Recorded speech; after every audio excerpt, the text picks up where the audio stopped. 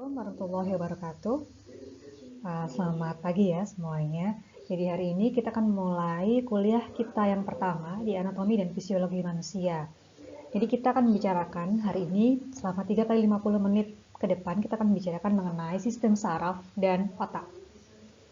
Jadi sebagai permulaan ya di mata kuliah anatomi dan fisiologi. Nah, apa saja yang akan kita pelajari hari ini atau akan kita share hari ini?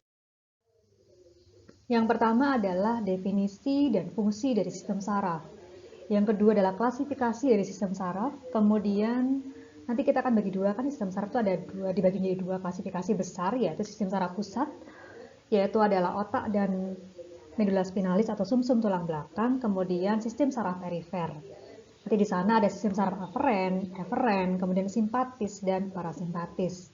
Harapannya setelah kuliah ini Anda bisa memahami apa sih bedanya fungsi dari kesemua organ-organ ini tadi, atau apa bedanya antara satu sistem dengan sistem yang lainnya, sehingga nanti ini akan mempermudah Anda untuk mempelajari mekanisme kerja dari suatu obat dan mempelajari ketika terjadi suatu kondisi patologis tertentu yang berhubungan dengan sistem saraf dan berhubungan dengan otak tentu saja.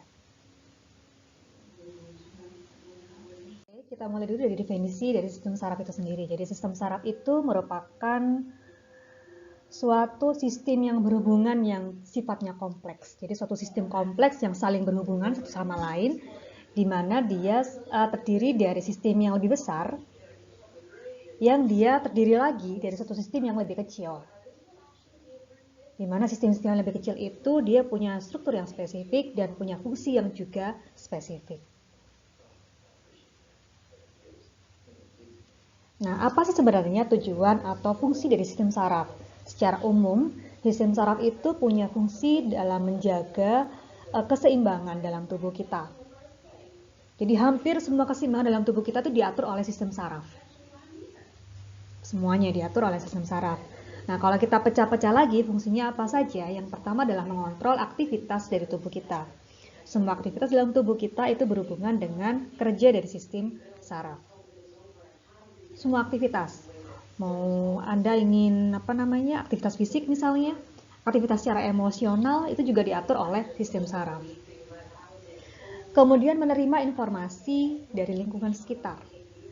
Jadi itu juga adalah tugas dari sistem saraf kita. Jadi kalau ada sesuatu yang aneh misalnya, ada sesuatu yang tidak normal misalnya dari lingkungan, sesuatu yang asing, maka dia akan dikenali oleh sistem saraf kita. Akan diolah, akan dicoba untuk diberikan respon oleh sistem saraf kita. Kemudian menyimpan ingatan. Sistem saraf kita itu punya fungsi juga dalam menyimpan ingatan. Makanya kenapa manusia itu sulit untuk melupakan banyak hal. Jadi kita biasanya kan mengingat sesuatu. Beberapa hal pasti kita bisa ingat. Cuman beberapa hal memang kita tidak bisa mengingatnya. Walaupun setiap orang itu punya kemampuan mengingat yang berbeda-beda. Tetapi fungsi dari sistem saraf kita dalam mengingat itu juga merupakan fungsi yang umum atau fungsi yang standar dari sistem saraf. Makanya nanti ada kalau terjadi gangguan pada sistem saraf kita, salah satunya adalah terjadi gangguan pada fungsi mengingat. Misalnya pada orang-orang demensia atau pada orang-orang Alzheimer. Mereka akan mengalami gangguan pada salah satu bagian otak yang berfungsi mengatur memori, sehingga terjadi gangguan pada fungsi mengingat.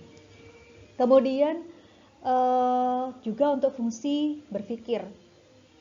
Makanya kalau ada banyak kan orang jargon bukan jargon, kata-kata kalau misalnya orang nggak mau mikir pakai otak, pakai dong otaknya buat mikir, karena memang salah satu fungsi dari otak itu adalah salah satu fungsi dari sistem saraf, termasuk dalamnya adalah otak, itu adalah untuk berpikir. Jadi kalau kita nggak mau mikir, berarti kita nggak mau menggunakan sistem saraf kita, padahal sistem saraf kita itu gunanya untuk mikir, sehingga eman banget dikasih sesuatu untuk berpikir, tapi kita nggak pakai untuk berpikir.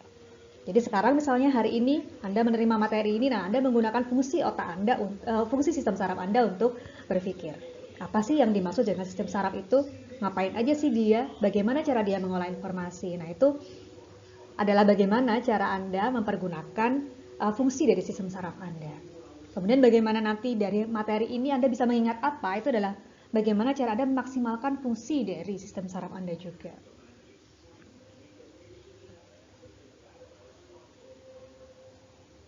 Dan seperti kita ketahui bahwa dalam sistem saraf kita itu punya lebih dari 100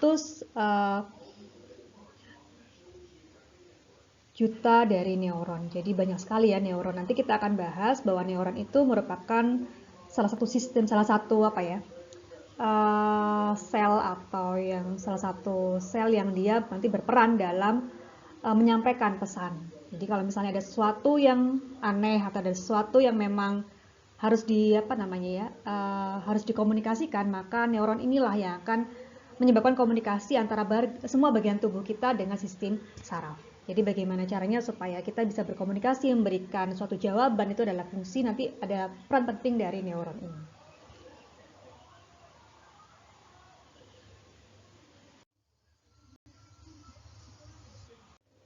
Nah, karena salah satu fungsi dari sistem saraf kita adalah menerima rangsangan atau menerima informasi dari luar. Sebenarnya bagaimana sih si sistem saraf kita ini tadi dalam proses suatu informasi? Sebenarnya untuk memproses suatu informasi ada 4 langkah dasar yang dilakukan oleh sistem saraf kita. Yang pertama adalah sistem saraf kita itu akan mendeterminasi dulu tipe dari stimulusnya. Sebenarnya rangsangan ini rangsangan apa? Contoh kasarnya misalnya gini, ini apa ya, panas, dingin, tekanan, atau misalnya suara atau apa. Jadi akan determinasi dulu stimulusnya atau rangsangannya itu apa sebenarnya. Baru kemudian nanti kan sudah ada, sudah jelas, ini rangsangannya itu ini, stimulusnya itu ini. Maka kemudian nanti akan dilihat intensitas dari sinyalnya, apakah intensitasnya kuat atau tidak. Karena semakin kuat intensitas sinyalnya, maka akan semakin mudah dia disampaikan menuju ke melalui sistem saraf. Karena kalau sinyalnya tidak kuat, biasanya tidak dikenali tapi tidak akan ada respon yang lebih lanjut. Kemudian setelah itu, sinyal dengan intensitas tertentu tadi itu kan disalurkan kan ke sistem saraf, melalui sistem saraf dia akan disalurkan, transmisikan, kemudian oleh sistem saraf kita akan diintegrasi. Akan diolah informasi tadi, ada stimulus nih, stimulusnya itu ini, sebesar ini intensitasnya. Maka kemudian sistem saraf kita akan mengintegrasi, mengolah informasi tadi untuk apa? Untuk memberikan suatu respon, menginisiasi responnya akan seperti apa. Itulah yang dilakukan oleh sistem saraf kita. Jadi mengenali dulu rangsangannya, setelah dikenali sinyalnya seberapa besar sih. Setelah itu baru dia akan mengolah. Setelah mengolah, dia akan memberikan suatu perintah untuk memberikan suatu aksi. Makanya, respon kita itu akan berbeda tergantung pada rangsangannya, tergantung pada besar atau kecilnya rangsangan. Misal, Anda dipanggil temannya dengan ditepuk misalnya. Anda tahu, ada yang nepuk saya nih. Tapi respon Anda mungkin noleh saja misalnya seperti itu. Tapi coba, stimulus tadi bukan cuma tepukan, tapi dipukul. Nah, maka respon Anda itu akan berbeda. Mungkin responnya akan balik mukul, bisa jadi. Atau responnya nggak cuma balikin wajah, tapi mungkin berteriak karena sakit. Jadi, respon itu akan dipengaruhi yang pertama tipe stimulusnya apa dulu, dan yang kedua besar kecilnya stimulus tadi. Itu akan mempengaruhi bagaimana informasi tadi akan diproses dan mempengaruhi hasil akhirnya akan bagaimana. Nah, secara kasar, biasanya respon tadi itu, ini misalnya ya, jadi misalnya juga seperti ini. Jadi respon tadi, stimulus tadi atau rangsangan tadi itu akan dikenali oleh suatu reseptor. Jadi apapun stimulusnya itu akan dikenali oleh reseptor. Yang paling mudah, yang paling banyak tersebar pada bagian perifer kita itu adalah sensori reseptor. Nah, dari sensori reseptor ini, stimulus tadi akan dikenali terus dilihat intensitas dari sinyalnya. Baru dia akan dibawa ke sistem saraf pusat. Jadi dibawa oleh sistem saraf dari perifer, dibawa ke sistem saraf pusat. Nah, otak ini tugasnya adalah untuk melakukan integrasi, mengolah informasi tadi. Dari informasi yang sudah diolah oleh otak tadi, dia akan menginisiasi suatu respon. Maka otak akan memerintahkan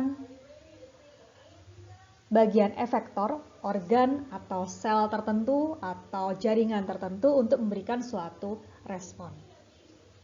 Jadi inputnya adalah ketika stimulus tadi dikenali oleh reseptor, outputnya ketika stimulus tadi sudah dibaca dan akan diberikan suatu respon oleh efektor. Jadi ini adalah afektor, ini adalah efektor. Jadi sensori reseptor ini adalah afektor, kemudian organ yang memberikan jawaban itu adalah efektor. Yang menerima itu adalah afektor, yang memberikan jawaban itu adalah efektor. Yang mengolah siapa, yang mengintegrasi adalah sistem saraf pusat. Jadi antara medula spinalis atau otak. Tapi paling utama fungsinya adalah pada otak kita.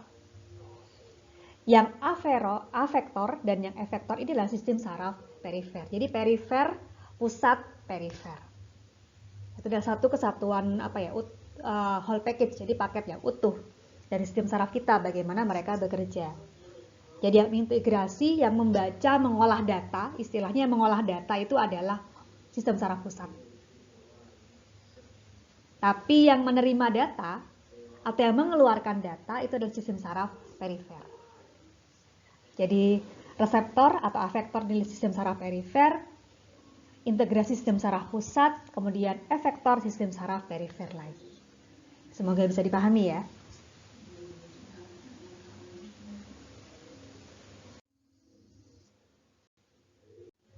Nah, sebenarnya reseptor sensori itu apa? Jadi reseptor sensori itu merupakan reseptor yang ditemukan pada organ-organ pengindra. Mereka menerima stimulus dari lingkungan, kemudian mentransmisikan atau menyalurkan stimulus tadi melalui neuron. Nah, ada beberapa pembagian dari reseptor sensori ini, misalnya tergantung dari stimulusnya. Jadi jenis stimulusnya akan mempengaruhi jenis dari reseptor yang akan menerima atau yang akan mengolahnya nanti ke depannya. Kalau stimulusnya adalah kimia, nanti namanya adalah kemoreseptor-reseptornya. Kalau stimulusnya mekanik, misalnya tekanan, itu adalah mekanoreseptor. Kalau stimulusnya adalah suhu, misalnya panas atau dingin, maka nama reseptornya adalah termoreseptor. Kalau stimulusnya nyeri, namanya adalah nociceptor. Kalau stimulusnya berupa cahaya, itu namanya fotoreseptor. Jadi tipe-tipe reseptor ini, tipe-tipe sensori reseptor tergantung pada jenis stimulusnya. Jadi ini ya, reseptor itu untuk yang nyeri, termoreseptor kalau misalnya stimulusnya demam, panas atau dingin. Jadi misalnya kalau kita demam, maka yang akan mengenali kenaikan suhu itu adalah termoreseptor. Nanti termoreseptor itu akan mentransmisikan sinyal demam tadi, sinyal panas tadi menuju ke otak, menuju ke sistem saraf pusat untuk diintegrasi, diolah. Sehingga nanti otak akan menyuruh, seperti kemarin ya, menyuruh, salah satunya adalah menyuruh atau menginformasikan kepada kelenjar keringat untuk mengeluarkan keringat supaya suhu tubuh kita turun menuju ke keadaan normal. Itu yang mengenali adalah termoreseptor kalau misalnya berkaitan dengan suhu. Kalau kimia itu adalah kemoreseptor. Misalnya kalau kita kenal senyawa kimia tertentu, H+ misalnya, itu akan dikenali oleh kemoreseptor. Kemudian kalau mekanik berhubungan sama tekanan. Kalau kita dipukul, kita dihimpit atau yang berhubungan dengan tekanan, maka itu dikenali oleh mekanoreseptor. Kalau yang berhubungan dengan cahaya, fotoreseptor. Jadi ini adalah beberapa pembagian dari sensori reseptor secara umum, tergantung dari jenis stimulusnya.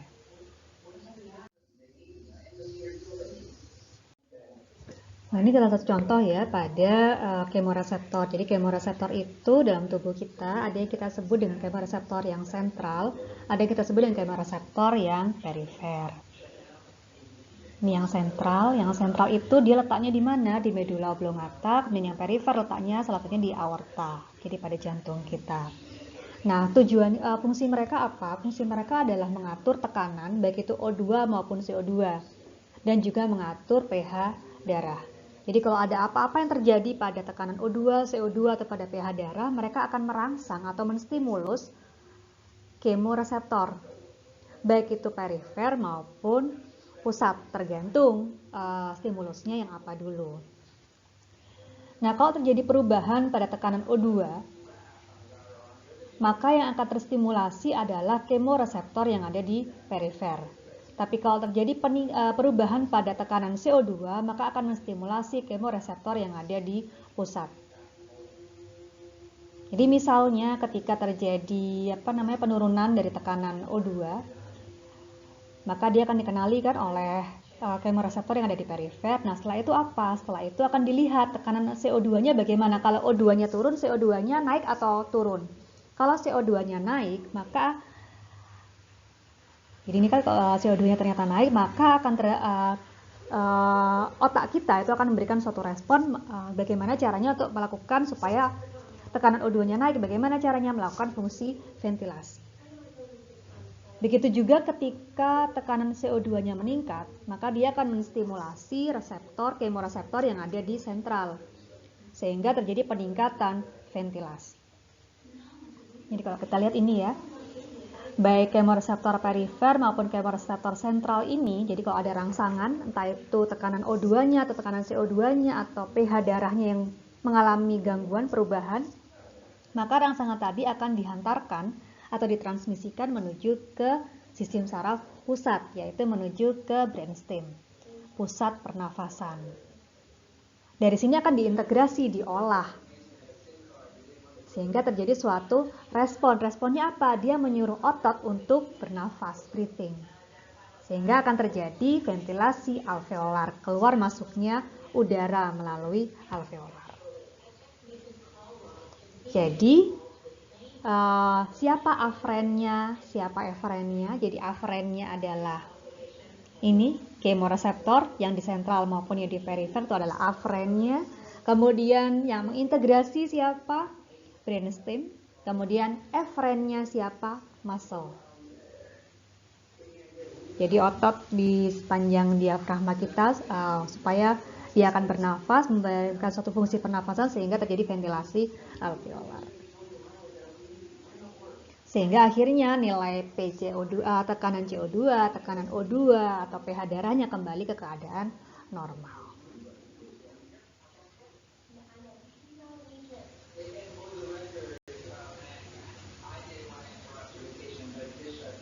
Semoga bisa dipahami ya. Jadi ini adalah tipe-tipe contoh-contoh ya, tipe-tipe dari mekanoreseptor. Ada yang Pacinian corpuscle, kemudian Meissner, kemudian hair follicle, Ruffini, Merkel, dan Tactile. Di mana mereka akan membaca atau menerima stimulus tekanan yang berbeda-beda.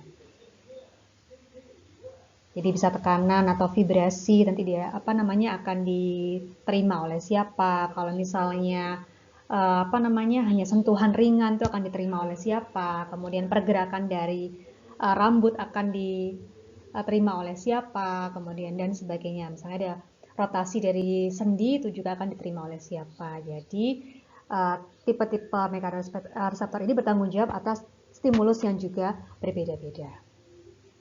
Dan mereka terdapatnya di kulit. Jadi kalau tekanan itu biasanya terdapatnya di kulit.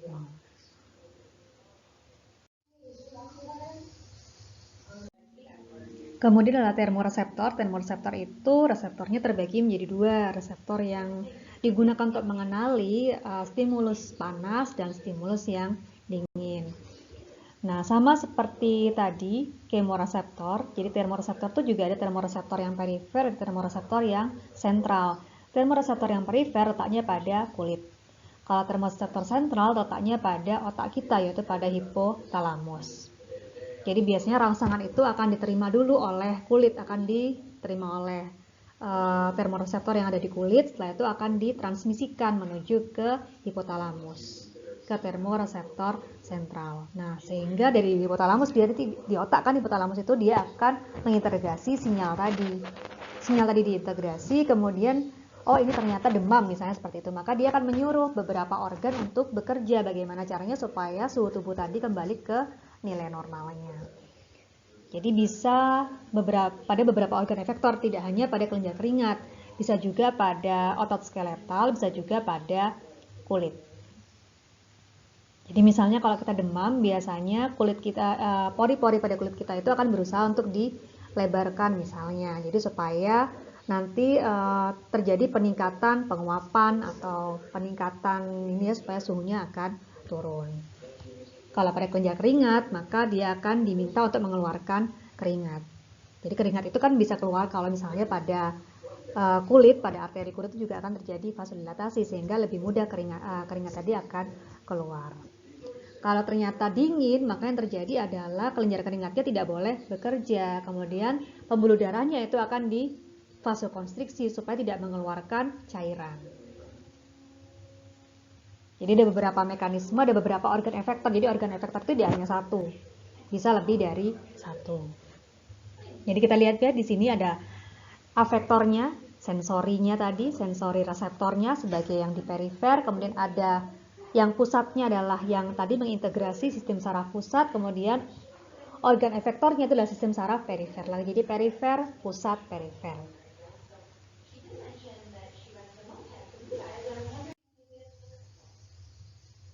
Oke, kalau tadi kan kita sudah mengenali rangsangan atau stimulus. Siapa yang mengenali? Yang mengenali adalah sensori reseptor. Tipe-tipenya adalah tadi mekano, kemo, kemudian nociceptor, kemudian apalagi tadi ya, termoreseptor, fotoreseptor, mekanoreseptor, macam-macam, ada beberapa tadi.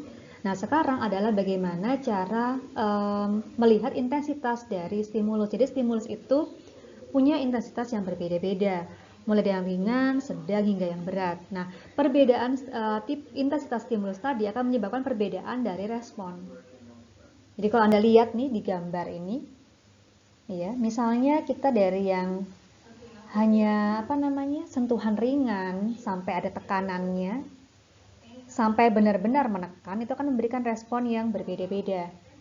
Kalau kita gambarkan itu seperti ini reaksinya. Kalau hanya sentuhan yang ringan, ya hanya akan ada stimulus di awal, nih ada sinyal, intensitasnya hanya tinggi di awal, setelah itu rendah. Karena dia hanya disentuh dengan ringan, kita akan oh ini ada sentuhan. Sudah. Gitu. Tapi kalau agak moderate, jadi ada agak ditekan, nah itu baru nanti akan berbeda lagi. Jadi intensitas sinyalnya itu akan bertambah. Dan ketika tekanan ditingkatkan lagi, maka intensitasnya akan lebih bertambah lagi. Sehingga otak kita ketika mengintegrasi sinyal tadi akan berbeda-beda. Apakah ada yang harus direspon, apakah respon antara satu sinyal dan sinyal lainnya juga akan berbeda.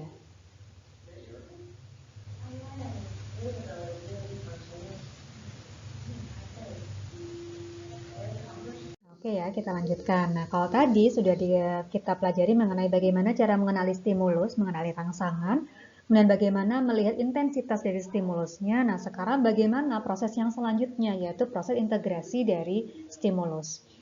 Jadi sebenarnya sinyal-sinyal tadi, stimulus-stimulus tadi itu berasal dari beberapa atau banyak neuron. Jadi dikenali oleh berbagai. Jadi sensori neuron itu ada banyak kan, nggak mungkin cuma satu.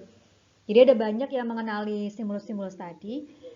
Nanti dari yang banyak neuron itu akan dihubungkan, dilanjutkan oleh suatu neuron penghubung yang dia single neuron.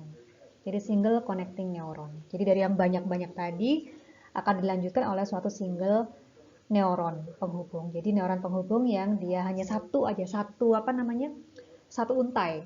Kalau tadi sinyalnya oleh banyak neuron, banyak-banyak neuron tadi akan dilanjutkan oleh single neuron konektor. Nah, kemudian nanti akan dilanjutkan kemana? Jadi oleh neuron penghubung tadi, neuron penghubung yang single ini akan dilanjutkan ke sistem saraf pusat. Akan diapakan di sana? Akan diintegrasi informasi tadi, dianalisis, disimpan. Kemudian akan dibuat suatu keputusan. Makanya CNS sistem saraf pusat ini juga disebut sebagai decision maker. Jadi pembuat keputusan, sehingga nanti harapannya output yang dikeluarkan itu akan sesuai dengan stimulusnya. Jadi kalau bisa nggak salah, ya kan? Itu dilakukan oleh siapa? Dilakukan oleh susunan saraf pusat atau sistem saraf pusat. Jadi ini yang mengenali adalah sensori reseptor, inputnya adalah sensorik, dikenali baik dari dalam maupun luar, ini adalah banyak neuron, kemudian dilanjutkan ke sistem saraf pusat oleh single neuron, konektor tadi single neuron penghubung ke sistem saraf pusat. Di sini diproses, diintegrasi, dianalisis, disimpan, kemudian dibuat suatu keputusan. Setelah itu kalau keputusan sudah dibuat, maka akan tadi yang sudah stimulus tadi, rangsangan yang sudah informasi yang sudah diolah tadi akan dilanjutkan ke motor output. Jadi ke motorik, ke organ-organ efektor. Jadi sensory output, sensory input, motorik output ini adalah sistem saraf perifer. Tapi yang melakukan integrasi itu adalah sistem saraf pusat, yaitu otak dan medula spinalis atau sumsum tulang belakang. Jadi ini bisa dipahami ya. Jadi kalau kita mau tubuh kita, otak itu memberikan suatu informasi yang tepat, jadi supaya fungsi dari organ efektor yang tepat, maka otak kita harus bisa mengolah informasi dengan tepat. Sehingga harus pas antara stimulusnya apa, jawabannya itu apa. Jadi pertanyaan sama jawabannya sama. Kalau di skripsi rumusan masalah sama tujuannya itu harus sesuai. Dan sama hasil yang dikeluarkan juga harus sesuai, jawabannya itu harus sesuai.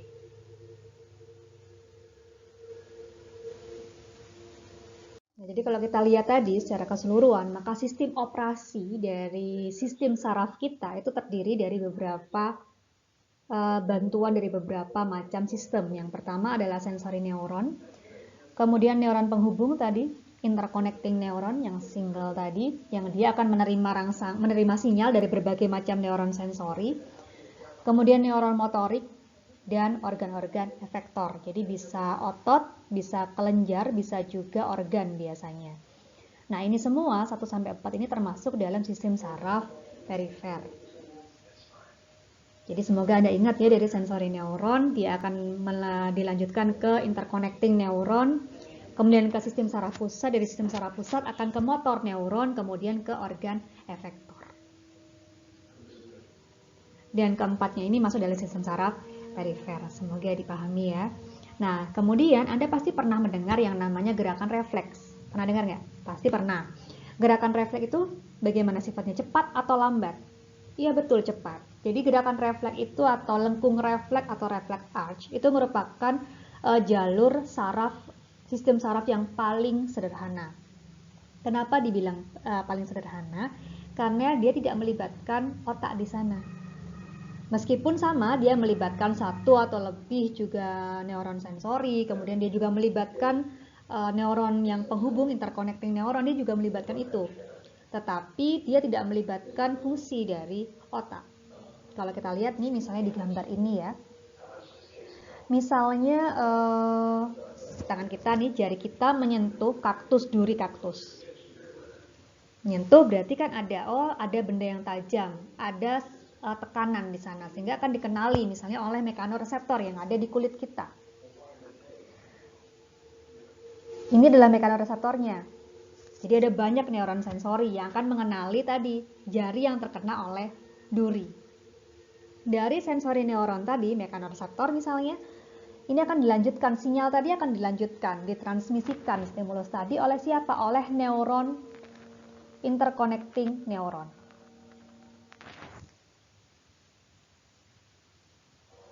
Nah, kemana? Dia akan dilanjutkan menuju ke medula spinalis atau sumsum tulang belakang. Jadi dia lanjutkan oleh sumsum tulang belakang, kemudian di bagian apa? Di bagian atas dari medula spinalis, yaitu di bagian dorsal horn. Normalnya, kalau stimulus yang normal dari dorsal horn, dari spinal cord ini atau medula spinalis ini akan dilanjutkan ke otak.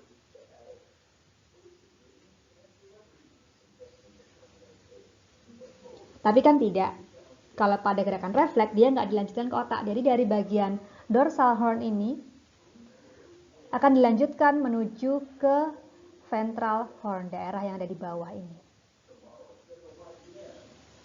Jadi dari sensori neuron, nanti akan ke interconnecting neuron. Interconnecting neuronnya dari dorsal horn akan dilanjutkan ke ventral horn. Masih sama-sama di daerah medula spinalis atau sumsum tulang belakang. Tidak menuju ke otak. Dari ventral horn di medula spinalis ini, dia akan menuju ke motorik neuron.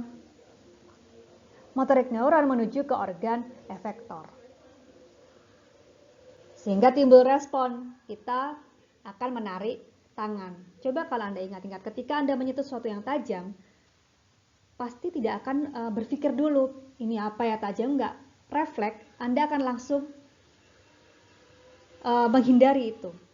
Jadi itu adalah gerakan refleks yang tidak memerlukan kerja dari otak, hanya memerlukan kerja dari medula spinalis. Tapi sama-sama, medula spinalis kan juga sistem saraf pusat. Jadi sebenarnya sama perjalanannya, perifer, pusat, perifer.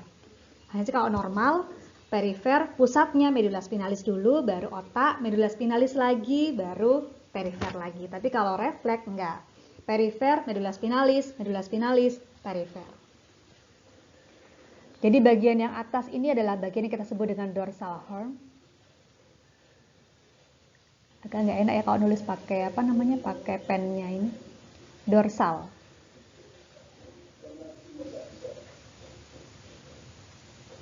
Dorsal horn.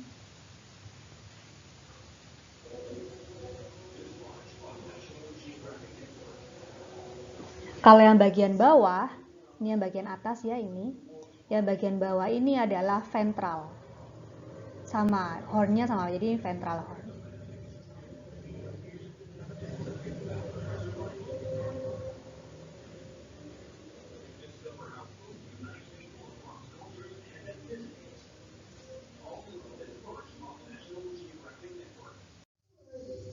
Oke, kita intermezzo dulu.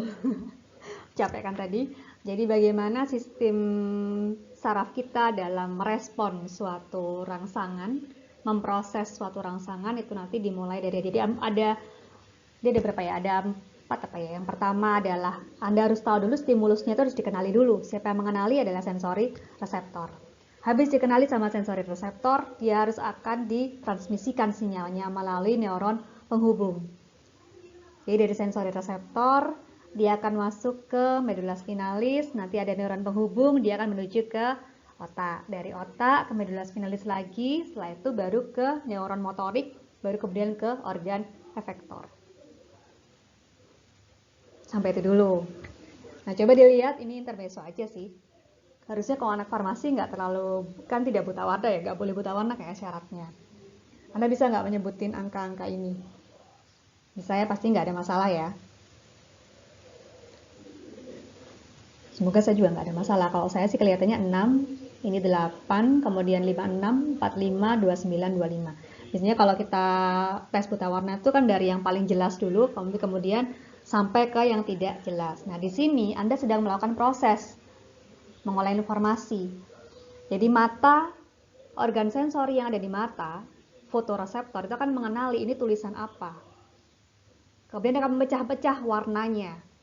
Dipecah-pecah sehingga nanti, oh ternyata itu adalah angka 6. Jadi sampai bisa terbaca ini 6, ini 8, 56, 45, 29, 25 itu adalah fungsi dari otak kita dalam integrasi suatu sinyal atau stimulus. Intermezzo aja, karena biasanya materi-materi anatomi dan fisiologi itu kan materinya membosankan, karena betul-betul isinya adalah hafalan. Oke, kalau sudah kita next ke materi yang berikutnya. Oke, sekarang kita lanjutkan ke klasifikasi dari sistem saraf. Sistem saraf kita, seperti tadi sudah dijelaskan di depan, bahwa terdiri di atas 2 kelompok besar, yaitu sistem saraf pusat dan sistem saraf perifer. Ya. Sistem saraf pusat kita, tugasnya apa? Tugasnya adalah menerima informasi, kemudian memproses informasi, dan menginisiasi suatu aksi. Nah, sistem saraf pusat kita itu kita bagi 2, yaitu otak dan medula spinalis atau spinal cord atau sumsum tulang belakang. Nah, otak sendiri fungsinya apa? Otak kita sendiri itu fungsinya adalah untuk menerima dan memproses informasi dari sensori, kemudian menginisiasi respon, menyimpan memori, kemudian untuk proses berpikir dan untuk mengatur emosi. Sedangkan medula spinalis atau sumsum tulang belakang bertugas dalam mengkonduksi sinyal dari menuju ke otak dan dari otak kemudian mengontrol aktivitas dari gerakan-gerakan refleks. Itu adalah fungsi dari medula spinalis. Nah, sedangkan sistem saraf perifer itu tugasnya adalah mentransmisikan sinyal menuju ke sistem saraf pusat dan dari sistem saraf pusat menuju ke organ. Itu adalah fungsi dari sistem saraf perifer. Oleh sebab itu, sistem saraf perifer dibagi 2, neuron sensori dan neuron motori. Yang bekerja mentransmisikan sinyal ke sistem saraf pusat itu adalah neuron sensori. Jadi yang ke susunan saraf pusat adalah neuron sensori, yang dari sistem saraf pusat adalah neuron motori. Nanti dia fungsinya mengontrol aktivitas dari otot dan kelenjar. Jadi perifer itu yang dia menghantarkan sinyal ke SSP, sistem saraf pusat, dan dari sistem saraf pusat, dari SSP. Yang ke SSP itu adalah sensori neuron, yang dari SSP itu adalah motorik neuron. Di mana motorik neuron ini kita bagi dua lagi, somatik dan otonomik. Somatik ini dia mengontrol gerakan-gerakan yang kita sadari, yang kita kehendaki. Jadi biasanya yang termasuk dalam sistem saraf motorik itu adalah yang otot-otot skeletal. Jadi yang kita sadari, kita tahu bahwa terjadi aktivitas di sana. Tetapi kalau sistem saraf otonomik itu dia mengatur gerakan-gerakan yang tidak kita sadari. Misalnya gerakan-gerakan dari organ dalam, kemudian kelenjar, kemudian otot-otot polos, itu kan kita nggak bisa sadari. Tapi mereka bekerja, jadi dalam tubuh kita itu tidak diam, organ-organnya tidak diam, kelenjarnya mereka bekerja. Tapi kita nggak tahu kalau mereka bekerja. Kebayang aja kalau misalnya kan dalam ini mesin sebenarnya. Kalau kita bisa merasakan kejadian di mesin itu kan malah susah, kita nggak bisa bedain nanti. Ini ngapain aja, berisik banget kan akhirnya, sehingga kerja dari sistem otonomi itu adalah melakukan pekerjaan yang tidak kita sadari. Jadi mengatur itu. Jadi sudah dibuat sedemikian rupa sehingga kita nggak sadar bahwa mereka melakukan suatu aktivitas. Tapi kalau sistem saraf somatik itu dia mengatur gerakan-gerakan yang kita sadari. Nah, sistem saraf otonomik dibagi dua nanti, simpatis dan parasimpatis. Nanti Anda akan melihat bedanya apa sih sebenarnya antar masing-masing ini. Apa bedanya somatik, otonomik, apa bedanya simpatis dan parasimpatis? Kapan itu bekerja?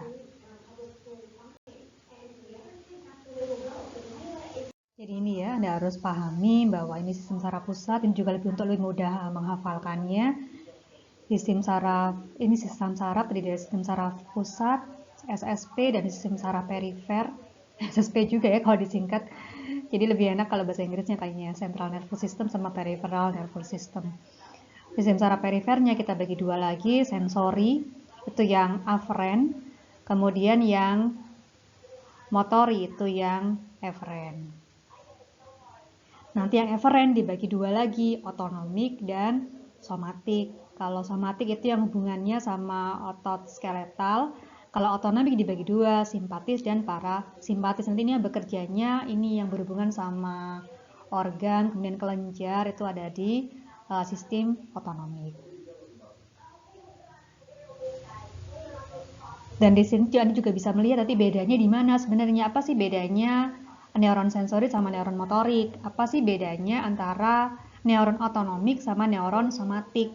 Apa bedanya simpatis dan parasimpatis?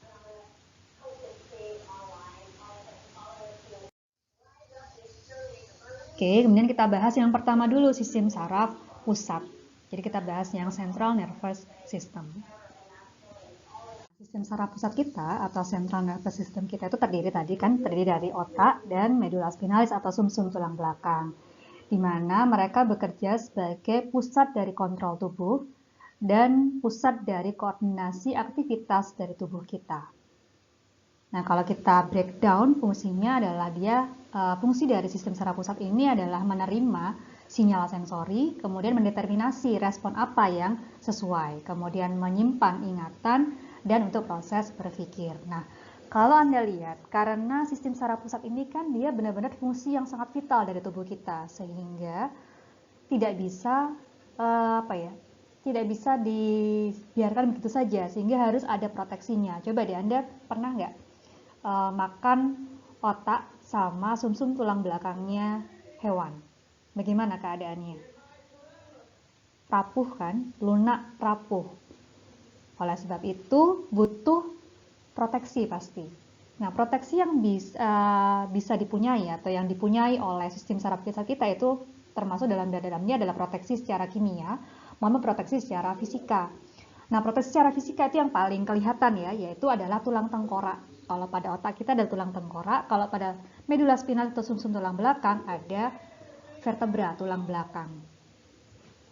Jadi ini adalah otak kita kan, langsung nyambung ke medula spinalis atau spinal cord. Nanti ini ditutupi oleh tulang belakang, yang ini ditutupi oleh tulang tengkorak. Kemudian sistem proteksinya bukan hanya fisik saja tapi juga kimiawi, misalnya adalah sawah darah otak atau blood-brain barrier. Mungkin Anda pernah dengar ya, sawah darah otak. Karena tujuannya apa? Supaya tidak semua senyawa kimia itu bisa keluar masuk otak dengan seenak hati. Jadi otak itu benar-benar memproteksi dirinya, tidak semua senyawa boleh masuk. Karena dia harus benar-benar menjaga keseimbangan dari sel-sel yang ada di otak, supaya mereka bisa bekerja dengan baik. Nah, meskipun demikian kan ada penyakit-penyakit yang menyerang pada otak. Jadi obat-obat yang digunakan untuk terapi pada penyakit otak itu juga harus obat-obat yang sifatnya dia bisa menembus sawah darah otak atau blood-brain barrier. Jadi kalau obat itu mau aktivitasnya mau ada di otak, dia harus bisa menembus ini blood-brain barrier atau sawah darah otak. Nah, biasanya obat-obat tersebut harus punya, salah satunya adalah syaratnya harus punya sifat yang lipofil. Tahu artinya? Lipofil itu apa? Lipofil itu berarti dia punya kelarutan dalam lemak yang cukup tinggi.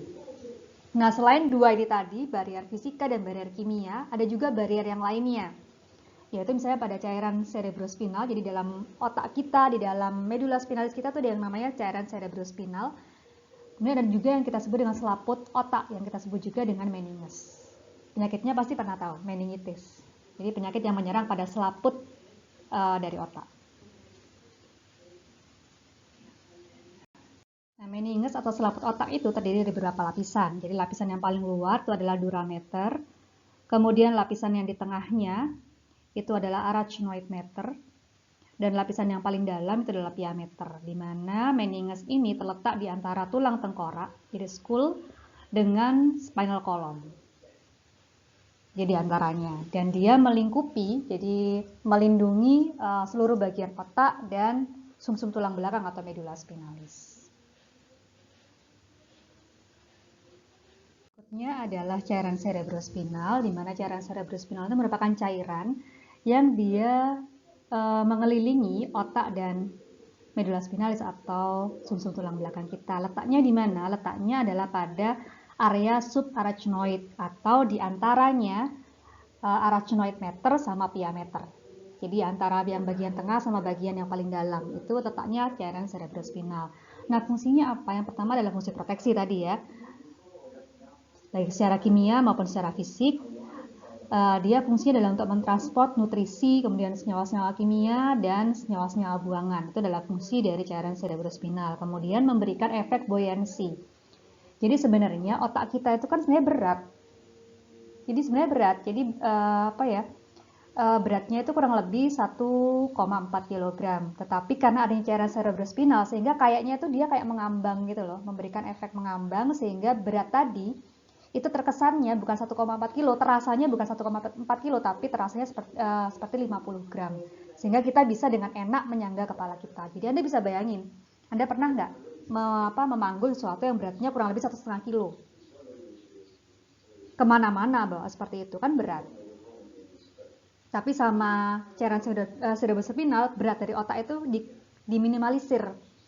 Karena dia memberikan efek itu, karena ada cairan, jadi kayak otaknya itu ngambang di dalam cairan tadi, efek buoyancy tadi, sehingga beratnya itu menjadi terasa seperti hanya 50 gram saja, kan sangat ringan, sehingga kita nggak kesusahan dalam memposisikan otak dalam kepala kita dalam keadaan yang seimbang.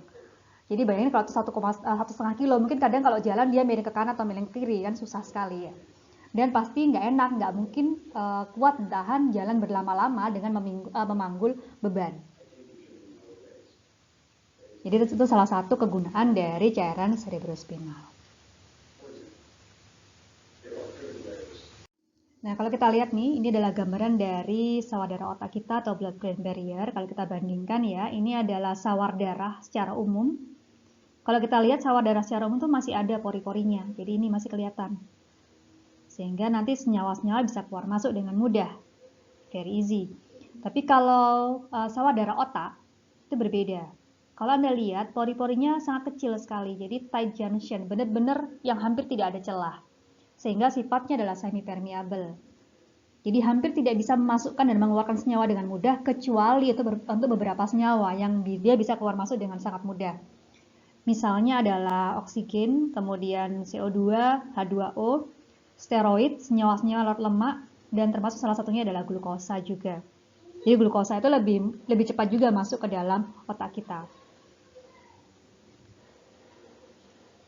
Jadi ini ya, kenapa dibuat seperti itu? Kenapa dibuat tight junction? Kenapa dibuat sangat hampir tidak ada pori di blood-brain barrier kita, yaitu untuk memproteksi dari senyawa-senyawa patogen dan toksin. Jadi bakteri, virus sebenarnya nggak bisa masuk ke otak kita dalam keadaan normal. Tapi ketika terjadi infeksi, kadang-kadang ketika terjadi gangguan tertentu, sehingga pori ini dia akan membesar. Jadi tight junction-nya akan melebar, sehingga akibatnya mereka mudah masuk ke dalam. Jadi toksin, patogen nggak bisa dengan mudah masuk, tapi nutrisi bisa dengan mudah masuk. Nah, kalau sawah-darah otak ini, kapan sih sawah-darah otak ini mengalami kerusakan? Misalnya tadi karena adanya serangan dari bakteri. Misalnya pada bakteri meningokokal, penyakitnya kita namakan dengan meningitis. Bakteri ini dia bisa berikatan dengan dinding endotel, sehingga akhirnya tight junction tadi akan terbuka. Nah, akhirnya sawah-darah otak kita akan berpori, sehingga bakterinya mudah masuk ke dalam otak bakteri virus tadi, sehingga terjadi inflamasi dan mudah menyebabkan terjadinya kematian. Nah, selain adanya blood-brain barrier, kenapa obat itu susah masuk ke dalam otak? Karena di dalam otak itu ada suatu protein yang dia tugasnya adalah mengeluarkan senyawa kimia yang masuk ke dalam otak supaya dia keluar lagi. Jadi balik lagi nggak bisa masuk ke otak. Protein tadi kita sebut dengan P-glikoprotein. Jadi karena ada protein ini, dia akan mentransport kembali. Jadi begitu ada obat yang masuk, dia akan mentransport kembali obat tadi untuk keluar dari otak. Sehingga kenapa banyak obat, tidak semua obat bisa masuk ke dalam otak juga. Walaupun dia sudah masuk, belum tentu dia akan bertahan lama di dalam otak. Oleh sebab itu kadang ada beberapa senyawa obat yang dia masuknya dibantu oleh senyawa lain. Misalnya, senyawa yang bisa membantu itu adalah amitriptilin. Amitriptilin ini sebenarnya dia adalah obat yang digunakan untuk mengatasi depresi. Nah, tetapi penggunaan amitriptilin di sini di penelitian ini ternyata bisa menginaktifkan P-glikoprotein, sehingga ketika obat tadi diberikan bersama dengan amitriptilin, obat tadi tidak akan dikeluarkan lagi oleh P-glikoprotein sehingga dia bisa beraktivitas di otak. Jadi ini penelitian karena dia ingin bagaimana sih caranya untuk meningkatkan jumlah obat yang masuk ke dalam otak. Salah satu yang dia temukan adalah mengkombinasi obat yang dia mau masukkan ke otak itu dengan amitriptilin.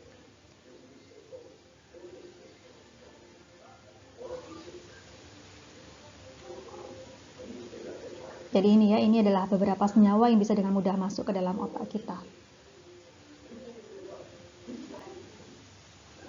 Jadi ada lemak, kemudian glukosa, dan beberapa senyawa-senyawa kimia lain, O2, CO2, kemudian asam amino juga ada.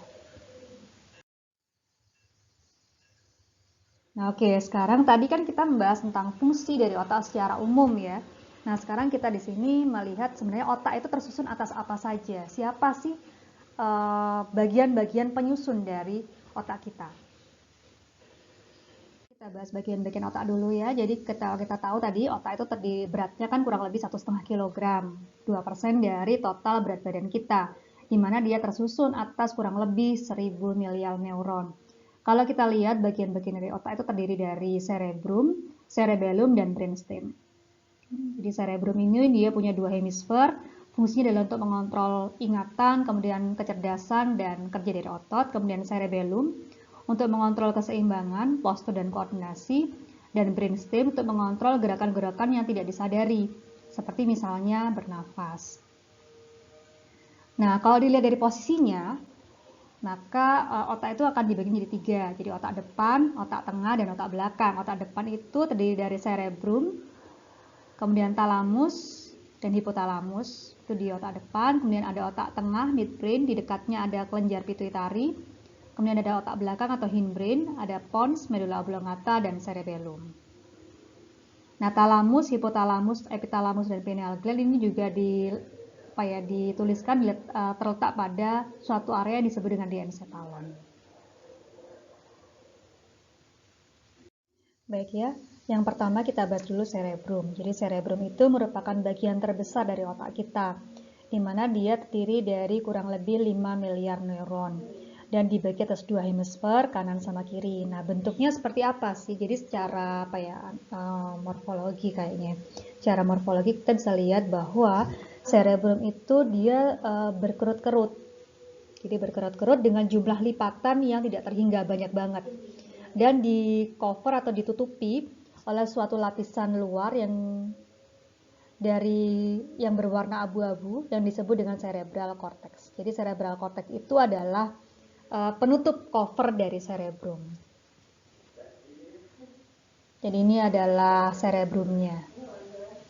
Nah, dia ditutup oleh cerebral cortex. Di mana cerebrum ini terdiri atas 4 lobus. Jadi ada frontal, parietal, temporal, dan occipital. Jadi yang berwarna merah, biru, hijau, dan kuning di sini. Dan tiap-tiap lobus bertanggung jawab atas fungsi-fungsi yang berbeda. Misalnya pada bagian frontal, lobus frontal ini dia bekerja, atau kita sebut juga dengan motor cortex, ini bekerja mengatur fungsi berpikir, kemudian ingatan, dan perilaku. Kemudian lobus parietal atau sensory cortex, dia berfungsi mengatur ini adanya sentuhan mungkin dan mengatur fungsi bahasa. Kemudian ini yang kuning adalah lobus temporal atau auditory cortex yang berfungsi mengatur pendengaran, auditori ya, pendengaran, kemudian fungsi belajar dan emosi. Kemudian yang hijau adalah lobus occipital yang berfungsi mengatur proses visual, makanya disebut juga dengan visual cortex. Nah, cerebrum ini dibagi lagi atas 3 bagian. Jadi tadi penutupnya atau covernya adalah cerebral cortex. Kemudian ada bagian lagi yang disebut dengan medulla badi dan bangsal ganglia.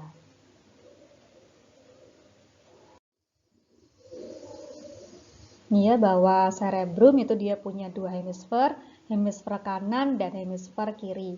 Hemisfer kanan mengontrol aktivitas pada bagian kiri tubuh, hemisfer kiri mengatur aktivitas pada bagian kanan tubuh. Jadi mereka berkebalikan. Nah, seperti tadi kita ketahui bahwa cerebrum itu punya beberapa bagian, kan ada cerebral cortex, ada bangsal ganglia, dan ada medulla badi. Nah, kalau kita lihat, cerebral cortex ini terdiri dari 3 tipe area atau 3 tipe region dalam memproses sinyal. Yang pertama adalah yang primer, yang kedua adalah area penghubung, dan yang ketiga adalah area integrasi multimodal. Nah, area primer atau cortical primer ini dia fungsinya adalah untuk memproses, jadi memproses semua sensori, informasi dari sensori. Jadi dia akan memproses awal, kemudian nanti dari proses itu dia akan dibawa, yang setelah dia proses hasilnya akan dibawa ke medulla spinalis atau ke sumsum tulang belakang. Itu adalah daerah primary cortical. Kemudian kalau area asosiasi atau area penghubung itu ada di dekat primary cortical ini. Jadi dia fungsinya adalah untuk melanjutkan kalau misalnya ada proses yang selanjutnya. Mungkin dia butuh ke area yang integrasi multimodal. Jadi area integrasi multimodal ini adalah area di mana ada berbagai macam stimulus dari berbagai macam sensori, sehingga nanti ketika diolah mungkin ada beberapa jawaban. Jadi jawabannya mungkin nggak cuma satu. Nah, itu akan diolah di area integrasi multimodal.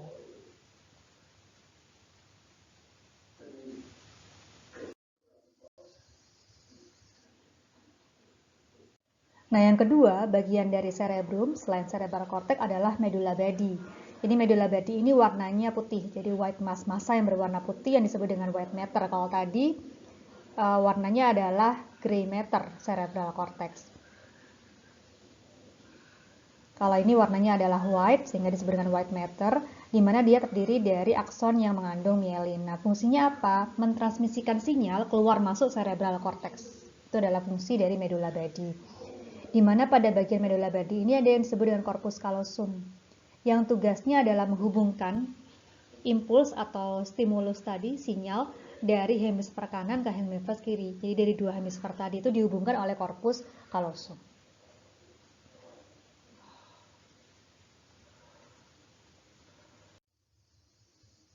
Yang terakhir adalah bangsal ganglia, dia adalah massa yang berwarna abu-abu. Tadi ada di cerebrum juga ya. Fungsinya adalah untuk mengatur pergerakan otot yang dikehendaki, jadi yang disadari. Kemudian untuk mengkoneksi atau menghubungkan antara cerebral cortex dengan hipotalamus dan talamus. Jadi itu adalah fungsi dari bangsal ganglia. Bangsal ganglianya.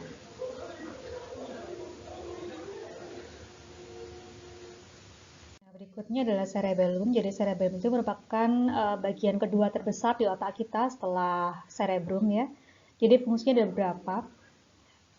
Cerebellum ini punya fungsi untuk mengatur fungsi belajar dan kognitif ya.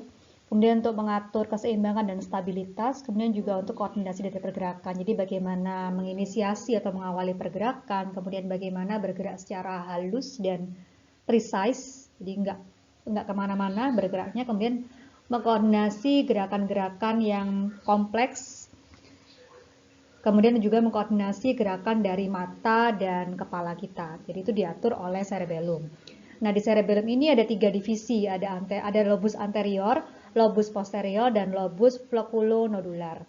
Jadi kalau yang berkaitan dengan keseimbangan itu adalah lobus yang floculonodularnya berkaitan dengan keseimbangan. Kalau yang anterior sama posterior ini berkaitan dengan movement, jadi dengan pergerakan. Pergerakan dari otot skeletal.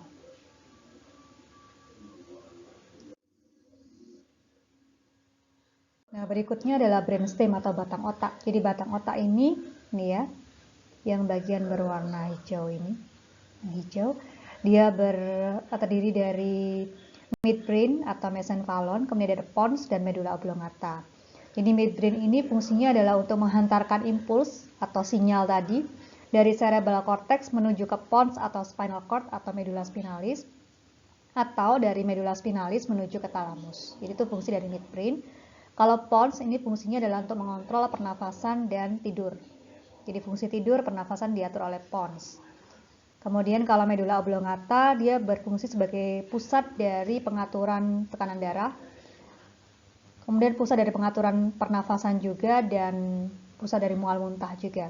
Jadi chemo trigger zone itu ada di medulla oblongata. Biasanya Anda akan mengenal kata ini ketika Anda belajar tentang obat-obat pada mual muntah. Dan juga merupakan pusat dari fungsi otonomik, itu ada di medulla oblongata. Jadi ini ya, ini yang atas adalah midbrain, yang merah ini midbrain, kemudian yang biru ini ponsnya, di bawahnya adalah medulla oblongata yang hijau.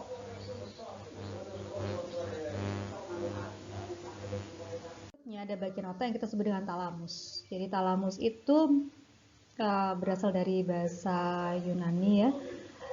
Artinya adalah tempat pertemuan, di mana dia merupakan suatu bagian dari otak pada bagian depan kita yang lokasinya ada di antara midbrain dan cerebral cortex. Dia disebut juga sebagai dokternya. Kenapa? Karena dia merupakan bagian yang berfungsi mempunyai peran penting dalam mendiagnosa, kemudian mengidentifikasi sinyal. Sehingga talamus, ya kayak dokter ke pasien itu adalah talamusnya. Sehingga talamus ini punya 4 fungsi utama, yaitu punya fungsi sensori, motori, emosi, dan vegetatif.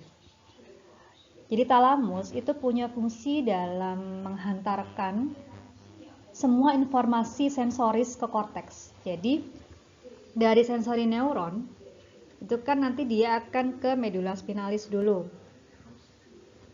pada bagian dorsal horn. Dari medulla spinalis di dorsal horn itu dia akan naik menuju talamus. Dari talamus dia akan menuju ke korteks. Paham ya? Nah, kemudian dia juga punya fungsi motorik. Jadi menghantarkan juga sinyal. Jadi sinyal tadi sudah dibaca, sudah diolah, kan akan dikasih outputnya. Nah, yang menghantarkan sinyal untuk ke motorik output itu juga adalah talamus. Jadi dari bangsal ganglia, cerebellum, talamus, baru ke medulla spinalis, ventral horn, baru ke motorik neuron. Baru nanti ada jawaban. Jadi talamus itu punya fungsi sensori dan juga punya fungsi motorik. Jadi dia ada di tengah-tengah. Kemudian dia bertugas mengontrol emosi dan juga punya tugas mengatur fungsi vegetatif, yaitu misalnya kewaspadaan yang berhubungan sama gairah itu juga diatur oleh talamus.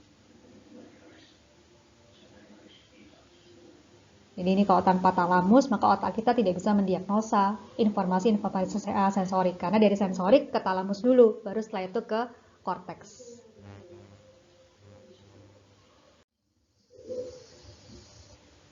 Berikutnya adalah hipotalamus. Jadi hipotalamus ini banyak sekali sering dikenal dengan master gland. Jadi masternya kelenjar. Sehingga salah satu fungsi dari hipotalamus itu adalah mengontrol endokrin. Endokrin ini dikontrol melalui kelenjar pituitari. Nanti dia mengatur berbagai macam kerja dari hormon.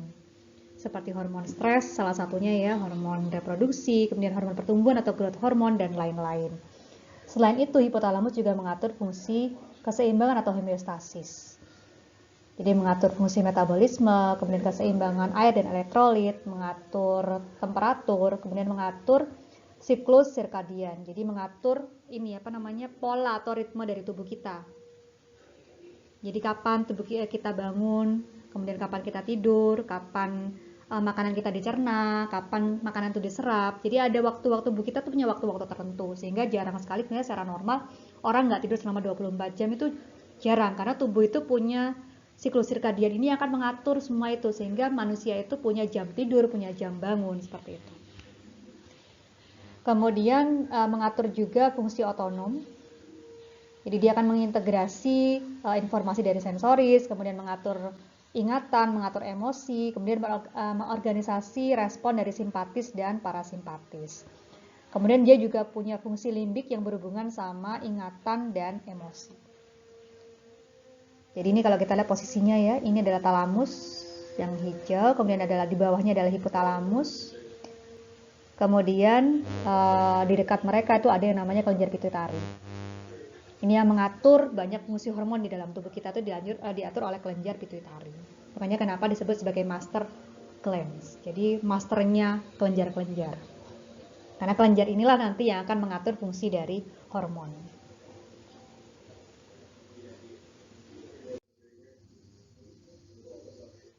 Nah, berikutnya ada yang kita kenal dengan sistem limbik. Jadi sistem limbik ini merupakan suatu sistem yang terletak di antara talamus yang terdiri dari 3 bagian, yaitu ada hipotalamus, kemudian amigdala, dan hipokampus. Jadi kalau hipotalamus tadi kan sudah dijelaskan bahwa hipotalamus itu merupakan pengontrol dari sistem endokrin. Jadi dia mengontrol kerja dari kelenjar-kelenjar sehingga nanti hubungannya dengan pengeluaran dari hormon. Kemudian kalau amigdala ini dia berfungsi dalam mengenali sensasi dari takut atau senang. Hipokampus ini yang berhubungan dengan ingatan. Jadi misalnya gini, kalau misalnya kita berhadapan dengan sesuatu yang menurut kita menakutkan, maka nanti stimulus yang menakutkan tadi akan dikenali oleh hipotalamus. Maka hipotalamus akan meminta untuk kelenjar pituitari mengeluarkan hormon-hormon yang berhubungan sama ketakutan tadi. Kemudian karena kita tahu bahwa kita takut, maka hipotalamus tadi akan memberikan suatu sinyal ke amigdala. Ini ada sesuatu yang menakutkan, sehingga nanti karena amigdala ini memproses ketakutan tadi, kemudian ada respon dari kita. Kita lari atau kita menjauh. Itu karena ada perintah dari amigdala. Nah, kemudian hipokampus yang menyimpan memorinya bahwa sesuatu tadi itu menakutkan, sehingga harus dihindari misalnya, sehingga jangan sampai dekat-dekat misalnya, atau ketika itu ada lagi harus segera lari. Jadi itu adalah ingatan itu disimpan oleh hipokampus. Jadi itu adalah sistem limbik.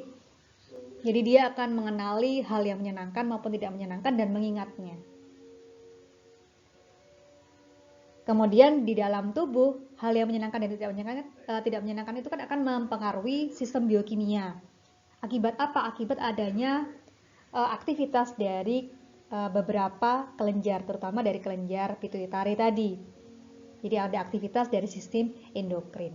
Terus sehingga akan terjadi perubahan pada aktivitas biokimia. Jadi misalnya kalau kita lagi seneng, atau kita lagi takut tadi misalnya, dia akan memproduksi misalnya terjadi peningkatan dari hormon kortisol misalnya, stres akhirnya. Karena tadi ketakutan. Ketika hormon kortisolnya terkeluarkan, maka salah satu bentuknya adalah misalnya detak jantungnya meningkat, kemudian terjadi keringat, dan seperti itu.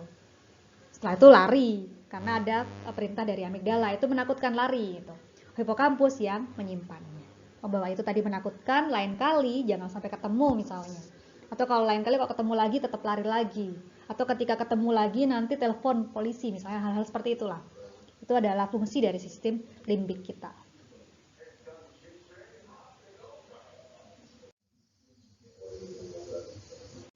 Ini adalah contoh salah satu penyakit pada otak kita, yaitu penyakit Alzheimer atau penyakit demensia yang berhubungan dengan ingatan ya. Tapi nanti sebenarnya Alzheimer ini selain pada ingatan juga nanti bisa mempengaruhi pada perilaku juga. Jadi sebenarnya kerusakannya di mana? Di cerebral. Kalau kita lihat nih, ini adalah otak yang sehat, ini adalah otak orang-orang yang mengalami Alzheimer. Jadi terjadi perubahan pada beberapa bagian di otaknya tergantung pada tingkat keparahannya. Jadi kalau awal mungkin yang rusak hanya pada bagian korteks saja, tapi bisa jadi kerusakannya melebar pada bagian-bagian yang lain. Hingga kalau kita bisa lihat sampai pada bagian hipokampus juga mengalami perubahan. Jadi yang berhubungan sama memori tadi kan, semua yang berhubungan sama memori. Dan kerusakannya bisa dari yang ringan sampai kemudian yang berat. Kalau yang ringan mungkin dia hanya terkena pada satu bagian dari cerebral cortex, jadi mungkin pada satu lobus aja. Kalau kemudian kerusakannya menyebar bisa terkena pada lobus-lobus yang lainnya, hingga mungkin pada semua lobus, bahkan terkena pada bagian-bagian otak yang lainnya. Nah kalau ini sebenarnya bisa juga, jadi kita bisa juga menguji ini pada hewan. Jadi kalau misalnya hewan yang mengalami gangguan Alzheimer dia susah mengingat. Itu salah satu tanda-tanda awal dari orang-orang yang mengalami Alzheimer. Jadi terjadi perubahan perilaku, salah satunya adalah fungsi mengingat. Kemudian juga fungsi membaca juga mungkin terganggu. Nah, kemudian kalau sudah jangka panjang, maksudnya sudah terjadi kerusakan yang lebih luas, maka biasanya sudah mulai tidak bisa mengambil keputusan, itu sudah susah. Kemudian nggak bisa memperhatikan dalam jangka waktu yang lama juga tidak bisa.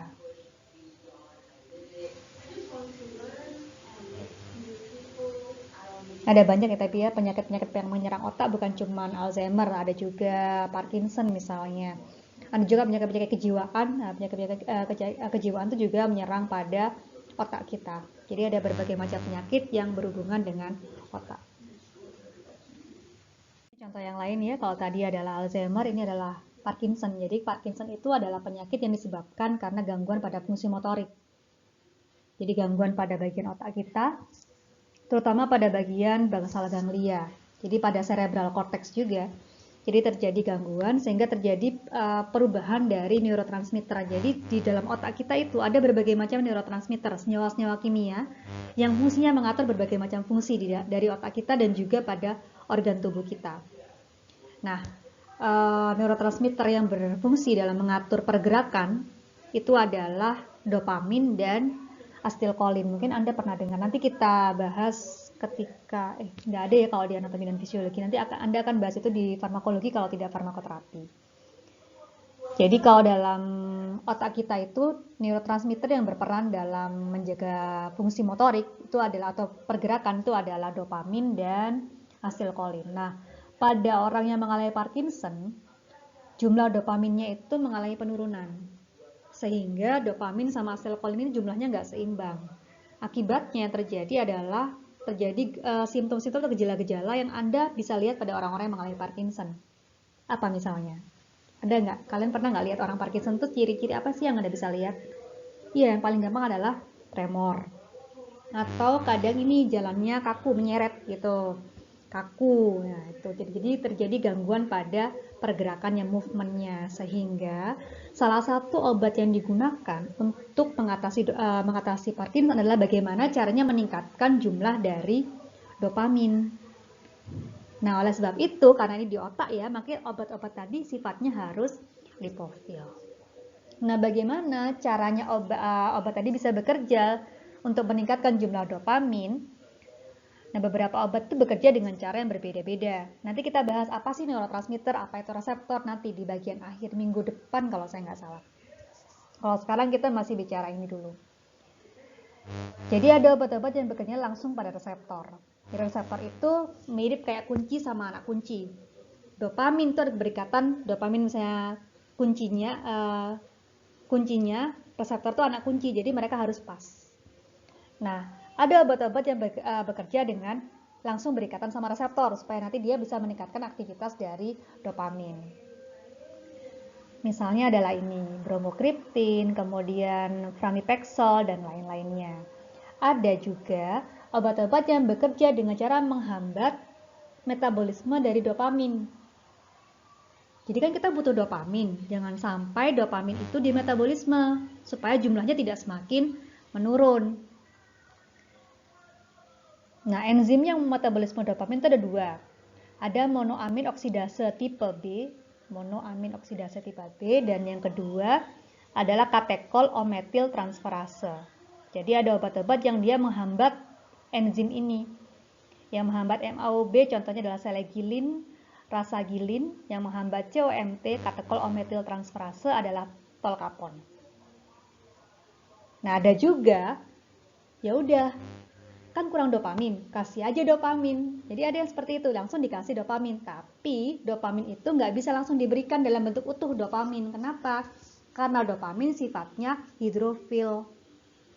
Oleh sebab itu diberikan senyawa prodrugnya yang sifatnya lipofil, yaitu L-dopa. Jadi L-dopa ini diberikan supaya dia bisa masuk ke dalam otak. Baru di dalam otak dia akan dimetabolisme menjadi dopamin untuk meningkatkan kadar dopamin. Jadi kalau kita bicara tentang terapi obat, kita harus tahu dulu penyakitnya itu seperti apa. Untuk tahu penyakitnya seperti apa, kita harus tahu dulu fisiologi normalnya bagaimana. Jadi Anda harus belajar dulu fisiologi normal pengaturan pergerakan di otak kita itu bagaimana. Baru kalau pada Parkinson kerusakannya di mana sehingga apa yang terjadi. Oleh sebab itu terapinya harus bagaimana. Atau karena tadi pada Parkinson terjadi ketidakseimbangan dopamin sama asetilkolin, kan dopaminnya turun, berarti fungsi asetilkolinnya kan akan semakin meningkat. Sehingga ada obat-obat yang digunakan dengan menghambat kerja dari asetilkolin. Jadi dopaminnya ditingkatkan atau asetilkolinnya dihambat supaya dia seimbang sama dopamin.